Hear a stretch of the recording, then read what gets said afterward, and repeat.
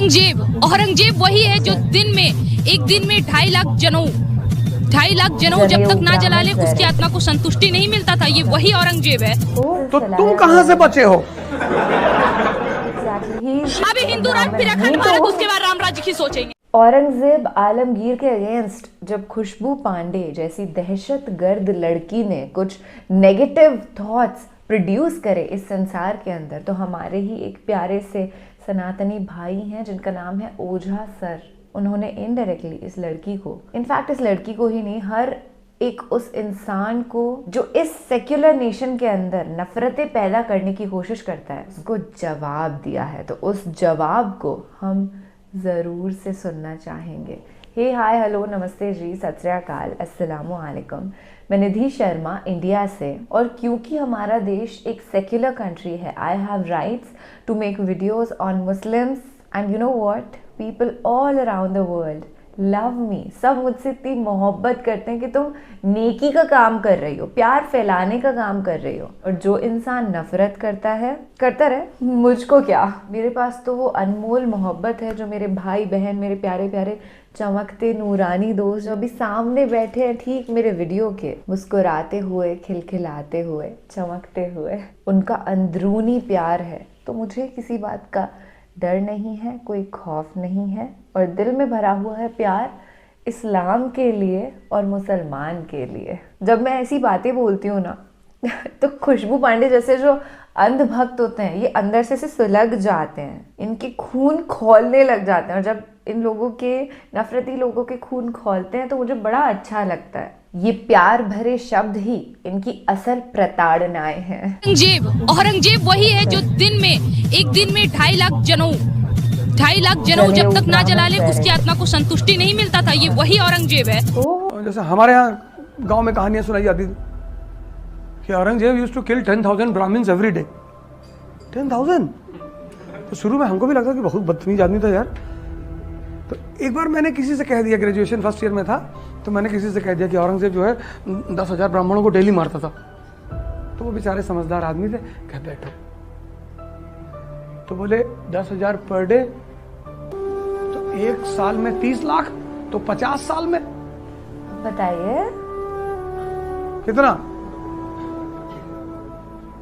15 करोड़। और total population Aurangzeb के समय इंडिया की 11 करोड़। तो तुम कहां से बचे हो? अभी हिंदू राष्ट्र, फिर अखंड भारत, उसके बाद राम राज्य की सोचेंगे। अखंड भारत जी, अखंड भारत में आप कल को पाकिस्तान मिलेंगी। हम समझ रहे हैं आपका टॉपिक क्या होगा। फिर तो मुसलमान भी आएंगे, फिर तो आपकी आबादी बढ़ेगी, हिंदू राष्ट्र वैसे भी नहीं होगा। प्यारी समझ गई। आप हैं हिंदू राष्ट्र के समर्थन में? भाई बताइए। नहीं, पहले क्या हिंदू राष्ट्र था? आप ये क्या बोल रहे हैं कि हिंदू राष्ट्र? आप ये क्या तो कह रहे हैं कि हमें, वो तो कह रहे हैं कि हिंदुस्तान, हमारे बाप दादा यहीं पे रुके थे, तो हम क्यों जाए पाकिस्तान? आप जय सिया राम बोलेंगे, इनका पूछना? नहीं बोलेंगे। नहीं बोलेंगे। ये कह रहे हैं कि देश का मुसलमान आपके साथ है। इम्पॉसिबल। लेकिन आप उन्हीं मुसलमानों का साथ देंगे। एक बार ये नहीं कह रही है कि अल्लाह अकबर बोल देते हैं। यही तो बात है, हम देश के मुसलमानों के साथ हैं। खुद आप देखो, मैं नहीं बोल रहा हूँ, जिहादियों के साथ नहीं है। अच्छा। देश के मुसलमानों के साथ हैं, वो खड़े हैं हमारे साथ। अच्छा। देश के मुसलमानों के साथ हैं, वो खड़े हैं हमारे साथ। कौन है इसके साथ? अरे ये तो अंधभक्त है, इसे टोपी पहना कर खड़ा कर दिया है। आओ इसकी पोल खोलें। क्या है? आप मुसलमान हो? अतल कुर्सी सुनाना। भाई मेरी बात सुनो। नहीं, अतल कुर्सी सुनाओ। अतल कुर्सी सुनाओ। मैं सुना रहा हूँ। अरे सुना रहा हूँ। पहले अतल कुर्सी सुनाओ, दूसरी बात नहीं। पहले अतल कुर्सी सुनाओ, पहले। हाँ सुनाओ। मैं सुना रहा हूँ, मेरी बात सुनो। अल्लाह के रास्ते में जाकर, अरे मैं सुना तो रहा हूँ, जवाब तो पहले अतल कुर्सी सुना। मैंने दूसरी बात नहीं सुननी, मतलब पहले अतल कुर्सी। टोपी लगाने से और या सुनो या तो टोपी लगाने से कोई मुसलमान हो जाता है। अब बताओ, आयतल कुर्सी सुनाने को कहा था, ये तो बातें बना रहा है। तो एक बात बताइए, हिंदू राष्ट्र का मतलब क्या है? आपने एक और तो ये कह दिया कि हिंदू राष्ट्र में मुस्लिम भी रहेंगे, हिंदू भी रहेंगे, सिख भी रहेंगे, ईसाई भी रहेंगे। तो फिर इससे अच्छा भी जैसे सेक्युलर कंट्री कहला रहा है वैसे भी ठीक रहेगा। केवल एक नाम से क्या फर्क पड़ेगा? ये बड़ी अच्छी बात कही आप। तो एक काम करिए ना, जितने भी 57 इस्लामिक कंट्री है उन सबको बोलिए हमारे नाम इसको छोड़ के हिंदू राष्ट्र बंद कर। एक बात मुझे बताइए, उनको तकलीफ है, उनको तकलीफ नहीं है, मतलब 57 इस्लामिक कंट्री बन गए तो आपने उनसे सवाल नहीं पूछा, लेकिन एक हिंदू राष्ट्र बनेगा तो हिंदू राष्ट्र क्यों बनेगा? मैं दूसरे देश के ऊपर सवाल क्यों करूंगा, मैं अपने देश की बात करूंगा। अगर आप अभी हिंदू राष्ट्र फिर अखंड भारत, उसके बाद राम राज्य की सोचेंगे। अखंड भारत, अखंड भारत में आप कल को पाकिस्तान मिलेंगी। हम समझ रहे हैं आपका टॉपिक क्या होगा, फिर तो मुसलमान भी आएंगे, फिर तो आपकी आबादी बढ़ेगी, हिंदू राष्ट्र वैसे भी नहीं होगा। प्यारी समझ गई। बस आप हैं हिंदू राष्ट्र के समर्थन में? बताइए। नहीं, पहले क्या हिंदू राष्ट्र था? हाँ तो नहीं मुसलमान। तो ये आप ये क्या बोल रहे हैं कि हिंदू राष्ट्र? आप ये क्या तो कह रहे हैं कि हमें हिंदू राष्ट्र चाहिए, और ये भाई साहब भी समर्थन दे रहे हैं। इनके चाहने से अगर हो जाए तो ठीक है।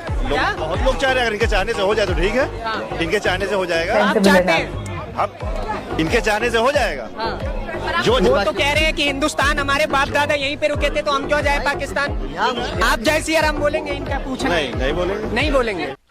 ये उनकी पर्सनल मान्यता है कि उनको जय सिया राम बोलना है, जय श्री राम बोलना है या नहीं, अल्लाह अकबर ही बोलना है। हमारे देश में ऐसे ऐसे भी महान लोग रहे हैं जो मुसलमान होके गायत्री मंत्र पढ़ते हैं और उन्हें दुर्गा चालीसा, हनुमान चालीसा आती है। मैं मजाक नहीं कर रही हूँ। There are video clips available on the internet. जिसकी जो आस्था है वो उसे फॉलो करेगा। मैं अल्लाह अकबर बोलती हूँ यहाँ पर बैठ करके, जबकि मेरा धर्म तो सनातन है, मेरी तो पूरी फैमिली सनातन को फॉलो करती है, मेरा यहीं पे जन्म हुआ है, एक हिंदू हूँ पर हिंदू राष्ट्र की निवासी नहीं हूँ। अब ये एक पॉइंट लेकर के आई थी कि पूरी दुनिया में 57 इस्लामिक मुल्क हैं, इस्लामिक मुल्क से ज़्यादा क्रिश्चियनिटी, ईसाइयत को फॉलो करने वाले भी मुल्क हैं। आप सबकी होड़ करने लगेंगे कि हमारा भारत महान, पूरी दुनिया भर में मशहूर इसलिए था कि यहाँ पे भिन्न भिन्न प्रकार के रिलीजन्स को फॉलो करने वाले, अलग अलग ट्रेडिशंस, कल्चर्स वाले लोग रहते हैं। और भगवान की दया से, अल्लाह की नियामतों से आज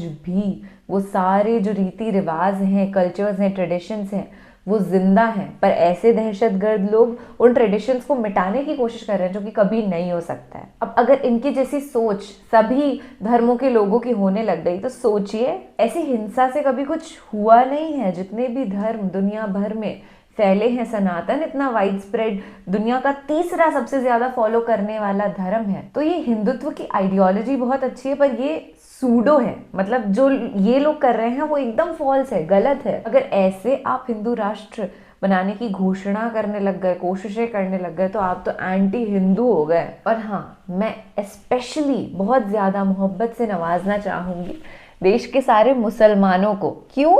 क्योंकि इस वीडियो के अंदर काफी हेट्रेड दिखाई गई ना, जो कि असलियत नहीं है। असलियत ये है, ओझा सर है जो पत्रकार था वो भी एक सनातनी था। तो अपने दिलों के अंदर कोई डिफरेंस मत पालो कभी भी। ये मत सोचो कि मैं मुसलमान हूँ तो मैं हिंदू से अलग हो गया, मैं हिंदू हूँ तो मैं सिख से अलग हो गया, मैं सिख हूँ तो मैं ईसाई से अलग हो गया। अरे अल्टीमेटली हम सबको भगवान ने बनाया है, अल्लाह ने बनाया है, गॉड ने, ऑलमाइटी ने बनाया है। सिख धर्म के अंदर कहा जाता है ना कि एक ही पंथ है, एक ही एनर्जी है जिसने इस पूरी कायनात को क्रिएट किया है। तो डिफरेंसेस क्यों अपने दिमाग में लेकर के आते हो? सबके मिलने जुलने के तौर तरीके अलग अलग हैं, सबकी खुशियाँ मनाने, खुशियाँ बांटने के तौर तरीके अलग अलग हैं। पर इसका मतलब ये नहीं कि हम इंसान अलग अलग हैं, हम हमेशा एक थे और एक ही होकर रहेंगे। आज के लिए बस इतना ही। उम्मीद है आपके दिल में बहुत सारा प्यार होगा आफ्टर वॉचिंग दिस वीडियो। अपना और अपने पूरे परिवार का ख्याल रखिएगा। मैं निधि शर्मा आपसे फिलहाल लेती हूँ इजाज़त। मिलेंगे दोस्त इससे भी बेहद बेहतरीन वीडियो के साथ। अल्लाह हाफिज।